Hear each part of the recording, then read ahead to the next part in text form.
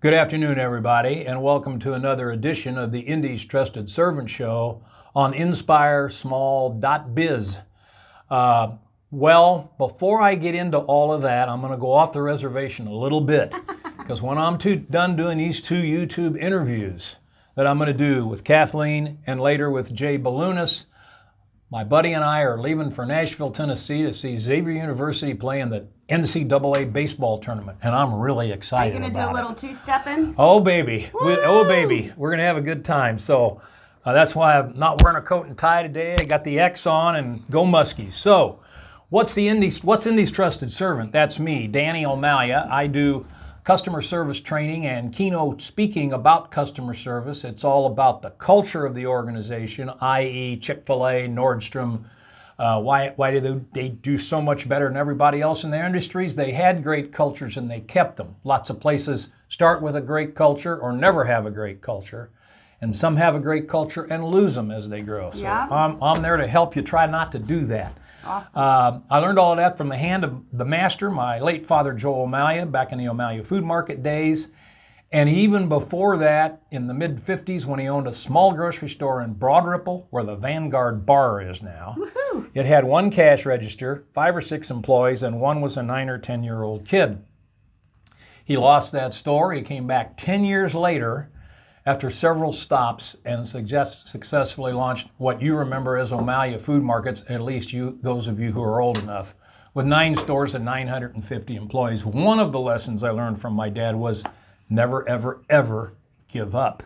If you're interested in my customer service keynoting or training, give me a call at 317-413-9062. What's the Indy's Trusted Servant Show on InspireSmall.biz?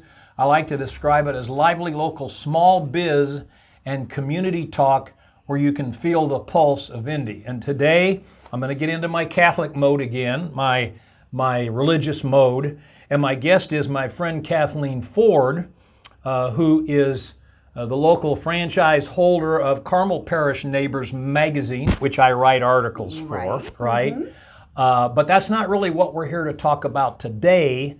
We're here to talk about the Feast of Corpus Christi and what's going on up in Hamilton County with 3 parishes, Our Lady of Mount Carmel, St. Elizabeth Seton, and St. Maria Goretti. And the historical significance of it, it's going to be a big, big event on Corpus Christi Sunday. That's this coming Sunday, September 11th. Hopefully you're seeing this before. June 11th, that's right. So, Kathleen, first of all, reintroduce yourself to our viewers and tell them a little bit about yourself and how you ended up with the Carmel Parish Neighbors. Sure, absolutely. Well, Danny O, as I like to call him. He calls me baby and I call him Danny O. Just so thrilled to be a partner with him in promoting positive media. So I had a background in TV news for a number of years in journalism and wrote for different newspapers, and I did a little radio too. I was a traffic and news reporter. Where? In Dayton, Ohio. Okay, okay. And, so spent some time doing that, but I just realized that industry, I love the idea of communication and the power of the word, be it written or spoken, and the ability to connect people, inform people, entertain people. But that industry, I found even back when I was doing it was quite a while ago, was divisive, and it was about what are our differences and et cetera. And certainly, in my opinion, that has accelerated over time. Oh, okay. Yep. So a couple other opportunities I had. I worked for Toyota. Their North American manufacturing headquarters used to be in Erlanger, Kentucky. Did you do media for them? Well, I did some public relations for them and produced some videos, but it was kind of building relationships with the suppliers, and then connecting them with training materials. So more positive stuff. Right, Yeah, absolutely. okay. And then was a stay-at-home mom and was super involved with my children's school, substitute teaching, and working. How many with kids? The parish. So I have 2 children.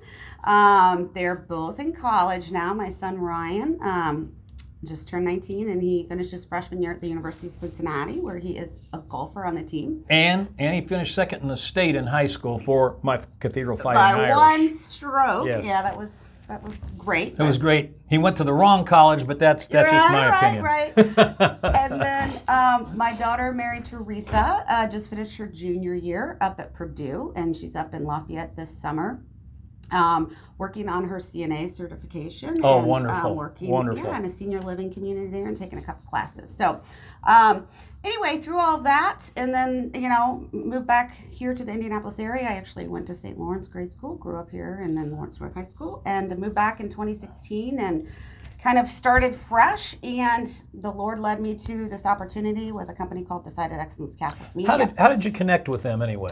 Yeah, so it was through the pandemic, and I was just like, okay, what's 2.0? So I think, I had gotten a divorce and just trying to figure out where I fit in and where I needed to go next. And so I was looking on LinkedIn and Glassdoor and all of those, kind of job posting apps, and they reached out just because of my media background and my faith, and so it was a great fit.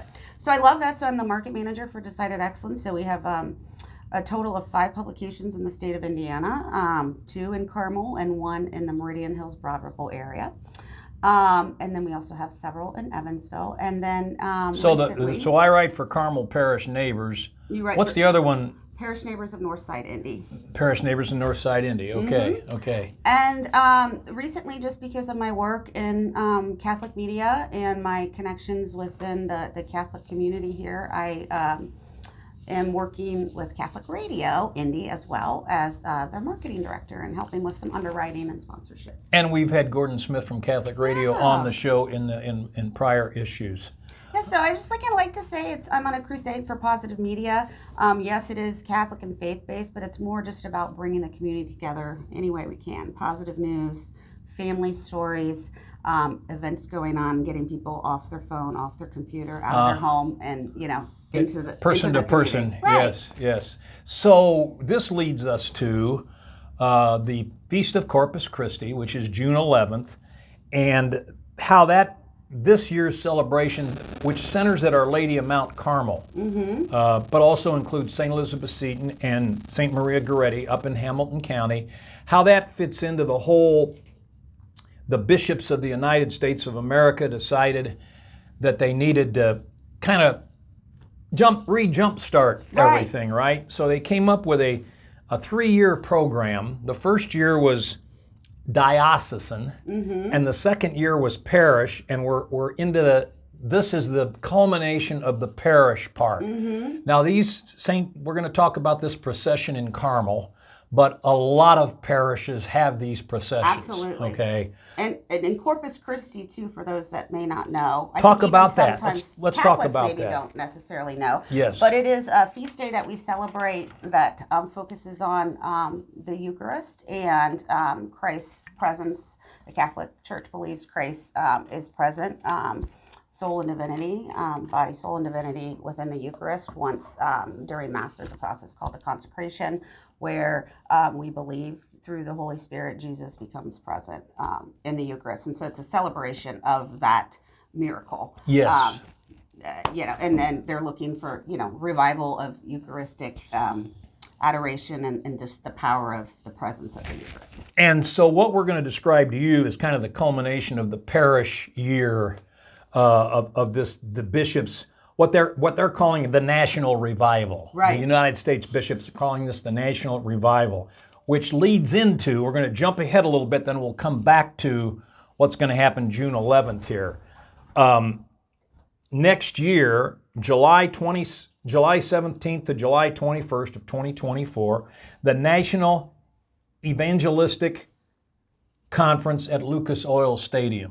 Huge. Which is going to bring, like so many other conventions, if you will, just thousands and thousands of people to Indianapolis, right? Yes, thousands and thousands. And it's not just across the country, it's a worldwide celebration. And there's some hope that the Pope may attend.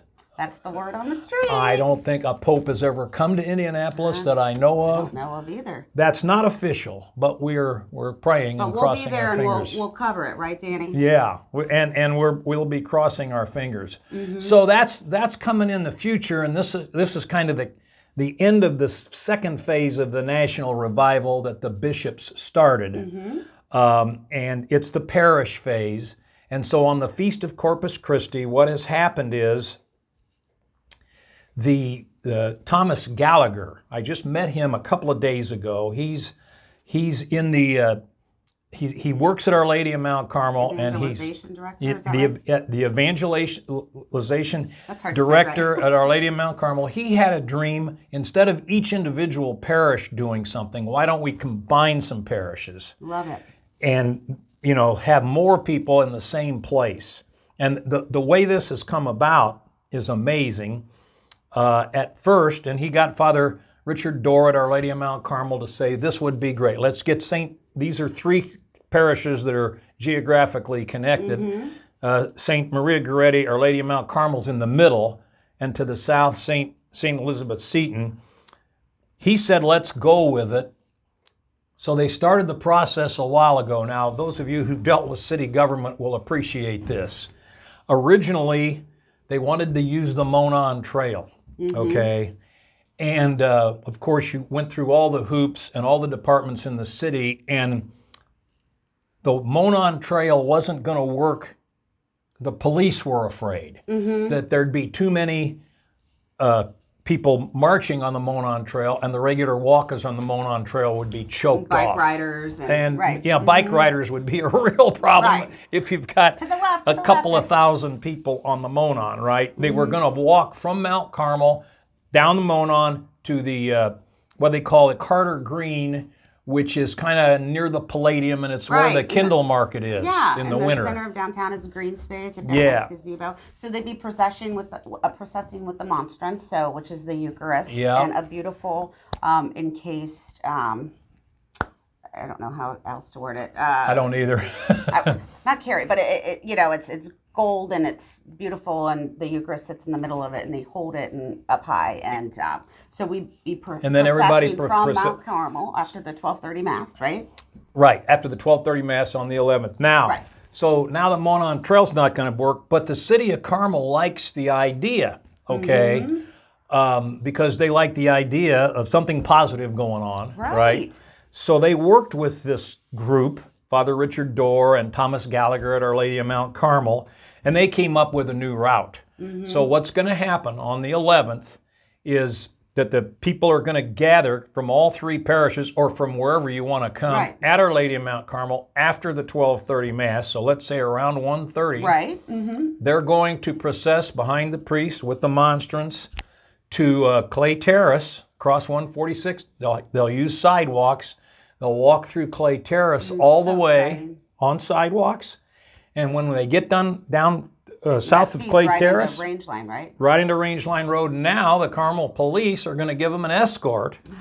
They're going to walk down Range Line Road. Range Line Road will be closed. Now this is funny because once a year there's the Carmel Marathon. Oh, right. And I forget when it's going to be, and I'll get in my car and I'll go. Is it tied to Carmel Fest, like around the 4th of July? Or No, is it a different time? It's a different. It's in the good weather, but anyway, wherever you go in Carmel that day, you're just cut off. Right. So it irritates the heck out of me. Right. So in a way, it's going to be a little bit like that, but obviously the positive nature of the Carmel Marathon and this, it's worth it, a little inconvenience once in a while. So they're going to get that Range Line down to what do they call it, Government Road or whatever, really near the Palladium and everything, cut over, and then they'll be at the Carter Green, which is a big green space, like I said, to where the Kindle Mart always is at the holiday season, and they will have a big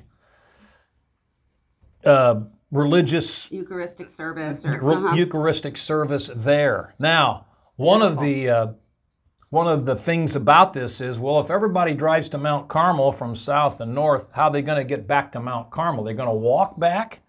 They've already walked a while. And all the cars and all of that, right? So there's a couple of things. And again, I just talked to this guy and heard it first from this guy, right? I just learned it yesterday. First of all, they're hoping that people could maybe a family could drop a car off near the Carter Green in one of the parking garages, drive up to Mount Carmel, then they'd have their car and they could go back. Failing that, they're going to have buses to bring people back to Our Lady of Mount Carmel. Now they think it might take 3 or 4 Probably even more than trips, that, I would maybe think, right? more, maybe more. So a little patience is probably called for. Maybe a lot of people at Mount Carmel can walk to Mount Carmel and they'll be fine. Well, and you can always Uber, right?